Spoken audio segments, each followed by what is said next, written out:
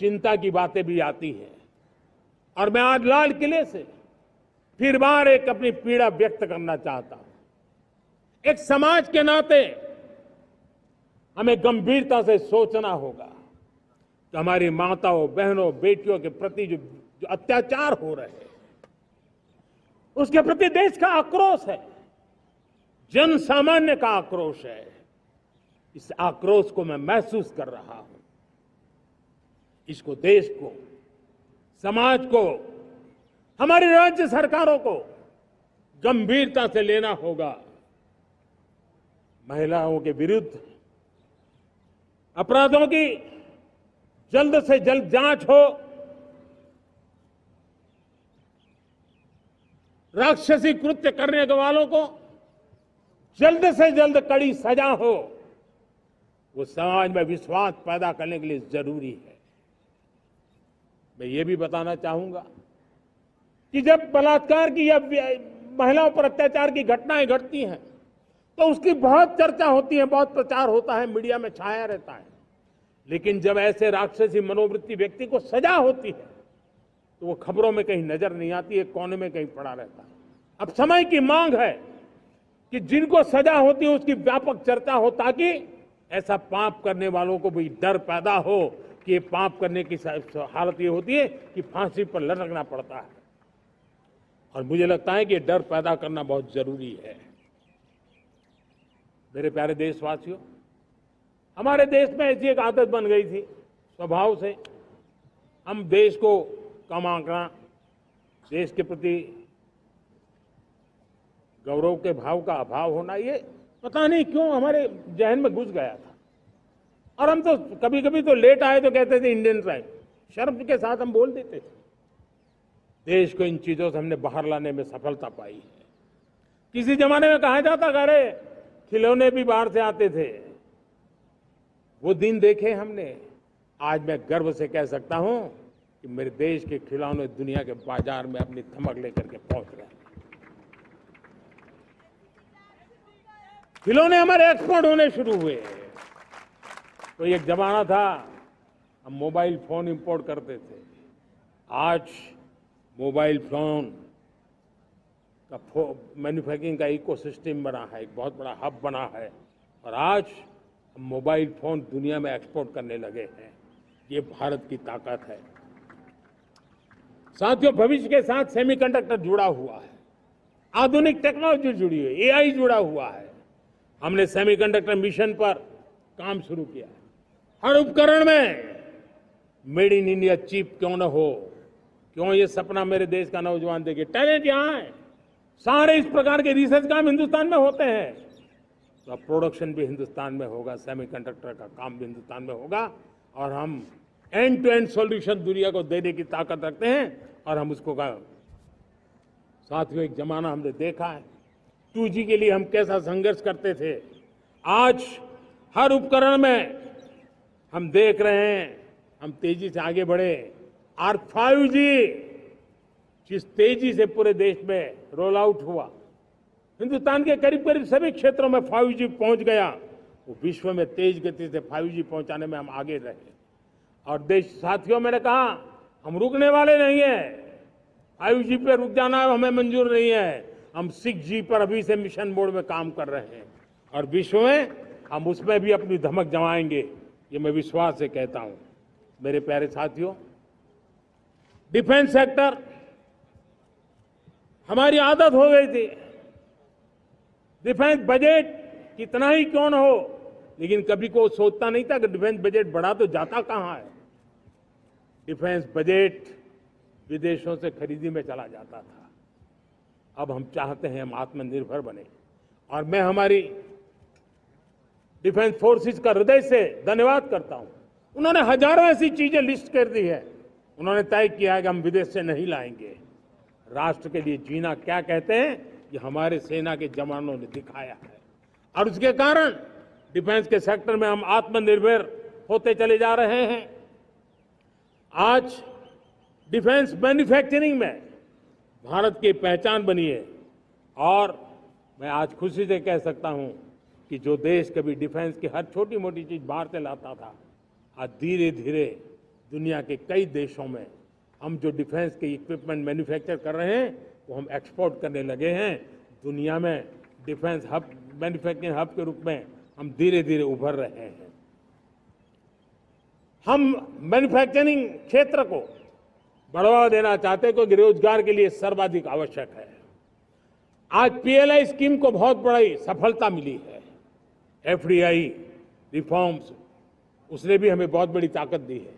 MSMEs को बहुत बड़ा बल मिला है, नई व्यवस्थाएं विकसित हुई है और उसके कारण हमारा मैन्युफैक्चरिंग सेक्टर, हम दुनिया का एक मैन्युफैक्चरिंग हब बने। जिस देश के पास इतनी नौजवान शक्ति हो, जिस देश के अंदर ये सामर्थ्य हो, हम मैन्युफैक्चरिंग की दुनिया में भी इंडस्ट्री 4.0 में हम बहुत बड़ी ताकत के साथ आगे जाना चाहते हैं। और इसके लिए आवश्यक स्किल डेवलपमेंट, उस पर भी हमने बल दिया है। और स्किल डेवलपमेंट में भी हमने नए मॉडल तय किए हैं। हमने जन भागीदारी को जोड़ा है ताकि तुरंत रिक्वायरमेंट के अनुसार स्किल डेवलपमेंट हम कर सके। और मुझे विश्वास है, मैं लाल किले की प्राचीर से कह रहा हूं, वो दिन दूर नहीं होगा जो भारत इंडस्ट्रियल मैन्युफैक्चरिंग का हब होगा। दुनिया उसकी तरफ देखती होगी। आज विश्व की बहुत बड़ी कंपनियां भारत में निवेश करना चाहती हैं।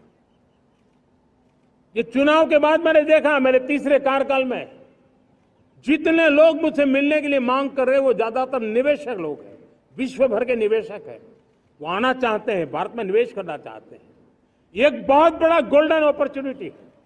मैं राज्य सरकारों से आग्रह करता हूं कि आप निवेशकों को आकर्षित करने के लिए स्पष्ट नीति निर्धारित कीजिए, गुड गवर्नेंस का आश्वासन दीजिए, लॉ एंड ऑर्डर सिचुएशन के लिए उनको भरोसा दीजिए। हर राज्य एक तंदुरुस्त स्पर्धा में आगे आए। राज्य के बीच निवेशकों को खींचने के लिए स्पर्धा होनी चाहिए, निवेशकों को लिए, ताकि उनके राज्य में निवेशक आएंगे, उनके राज्य के नौजवानों को स्थानीय रूप से अवसर मिलेगा, रोजगार का अवसर मिलेगा।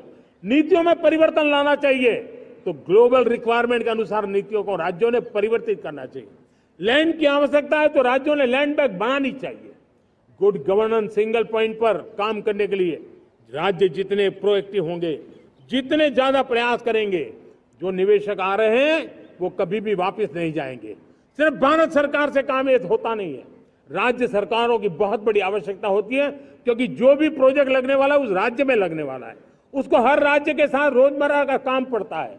और इसलिए मैं राज्यों से आग्रह करूंगा कि जब विश्व पूरा भारत की तरफ आकर्षित हो रहा है, विश्व पूरा भारत में निवेश करने के लिए प्रतिबद्ध हो रहा है, तब ये हमारा दायित्व बनता है कि हमारी पुरानी आदतें छोड़ करके स्पष्ट नीति के साथ हम आगे आए।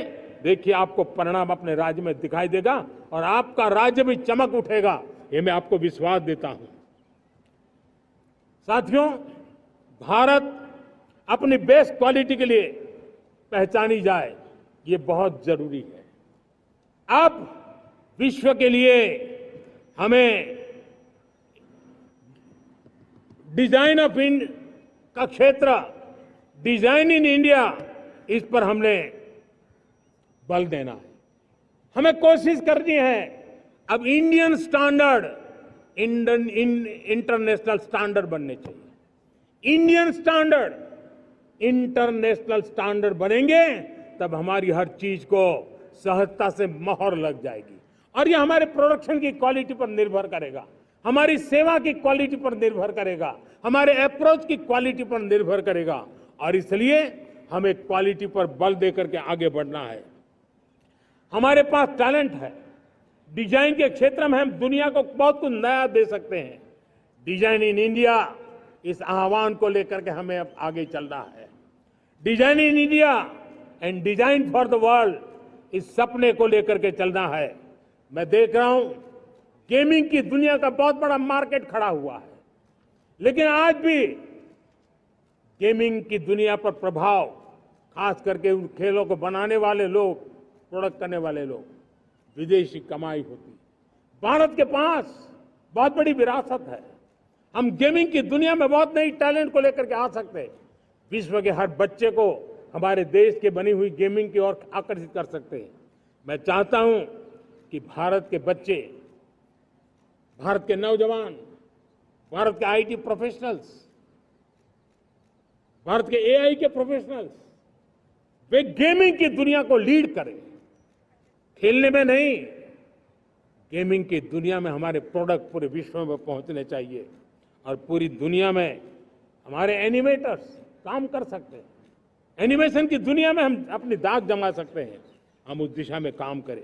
मेरे प्यारे देशवासियों, आज विश्व के अंदर ग्लोबल वार्मिंग, क्लाइमेट चेंज हर क्षेत्र में चिंता और चर्चा का विषय रहता है।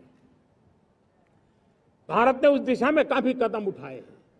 हम विश्व को आश्वस्त करते रहे हैं और शब्दों से नहीं, अपने कार्यों से, प्राप्त परिणामों से हमने विश्व को आश्वस्त भी किया है और विश्व को आश्चर्यचकित भी किया है। हम ही हैं जिन्होंने सिंगल यूज प्लास्टिक पर प्रतिबंध लगाया है। हमने रिन्यूएबल एनर्जी पर विस्तार किया है। हमने रिन्यूएबल एनर्जी को एक नई ताकत दी है। आने वाले कुछ वर्षों में हम नेट जीरो फ्यूचर की ओर आगे बढ़ रहे हैं। मुझे याद है पेरिस एकॉर्ड में जिन देशों ने अपने लक्ष्य निर्धारित किए थे, आज मैं लाल किले की प्राचीर से मेरे देशवासियों की ताकत दुनिया को बताना चाहता हूं। G20 देश के समूह जो नहीं कर पाए, वो मेरे देश के नागरिकों ने करके दिखाया है। मेरे देशवासियों ने करके दिखाया है। हिंदुस्तान ने करके दिखाया है। पेरिस एकॉर्ड के अंदर जो टारगेट हमने तय किए थे, उन टारगेट को समय से पहले पूरा करने वाला G20 देशों के समूह में अगर कोई है तो एकमात्र मेरा हिंदुस्तान है, एकमात्र मेरा भारत है। और इसलिए गर्व होता है साथियों। रिन्यूएबल एनर्जी के टारगेट हमने पूरे, हम 2030 तक रिन्यूएबल एनर्जी को 500 गीगावाट तक ले जाने के लिए मकसद से काम कर। आप कल्पना कर सकते हैं कि कितना बड़ा लक्ष्य है। दुनिया के लोग सिर्फ 500 गीगावाट शब्द सुनते हैं ना, तो मेरी तरफ ऐसे ऐसे देखते हैं। लेकिन आज मैं विश्वास से कह रहा हूं देशवासियों को कि इस लक्ष्य को भी हम पूरा करके रहेंगे और ये मानव जाति की भी सेवा करेगा, हमारे भविष्य की भी सेवा करेगा, हमारे बच्चों के उज्जवल भविष्य की गारंटी बनेगा। हमने 2030 तक हमारी रेलवे को नेट जीरो एमिशन का लक्ष्य लेकर के हम चल रहे हैं। साथियों, पीएम सूर्य घर मुफ्त बिजली योजना उसको एक नई ताकत देने वाली है और ये बदलाव का फल मेरे देश के सामान्य परिवार को मिला, विशेष करके मेरे मध्यम वर्ग को मिलेगा जब उसका बिजली का मुफ्त हो जाए, बिल मुफ्त हो जाएगा। इलेक्ट्रिक व्हीकल उसकी मांग बढ़ती जा रही है। जब पीएम सूर्य घर योजना से वो बिजली उत्पादन करता है सूर्य से, तो उसका व्हीकल का प्रवास का खर्चा भी वो कम कर सकता है। साथियों, हम ग्रीन हाइड्रोजन मिशन लेकर के एक ग्लोबल हब बनना चाहते हैं। बहुत तेजी से नीतियां बनाई गई है, बहुत तेजी से उसका इम्प्लीमेंटेशन का काम हो रहा है और भारत ग्रीन हाइड्रोजन एक न्यू एनर्जी की दिशा में हम जाना चाहते हैं। और ये सारे जो प्रयास चल रहे हैं, क्लाइमेट की चिंता तो है ही है, ग्लोबल वार्मिंग की चिंता है, लेकिन इसके अंदर ग्रीन जॉब्स की बहुत बड़ी संभावना है और इसलिए आने वाले कालखंड में ग्रीन जॉब्स का महत्व बढ़ता है। तो उसको सबसे पहले कैप्चर करने के लिए, मेरे देश के नौजवानों को अवसर देने के लिए और ग्रीन जॉब्स के लिए एक बहुत बड़ा क्षेत्र को बढ़ावा दे रहे हैं। मेरे प्यारे देशवासियों, आज हमारे साथ इस तिरंगे झंडे के नीचे वो नौजवान बैठे हैं जिन्होंने ओलंपिक की दुनिया में भारत का परचम लहराया।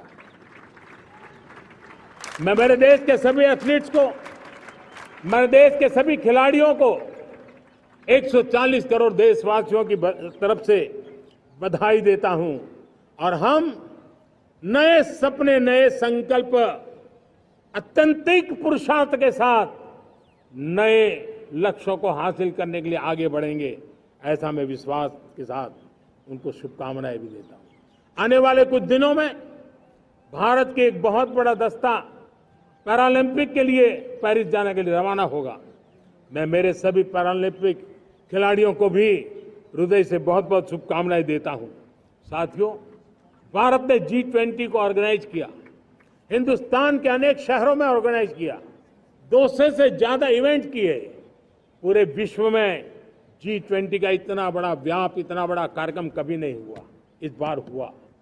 इसने एक बात सिद्ध कर दी है कि भारत में बड़े से बड़े कार्यक्रम ऑर्गेनाइज करने की ताकत है।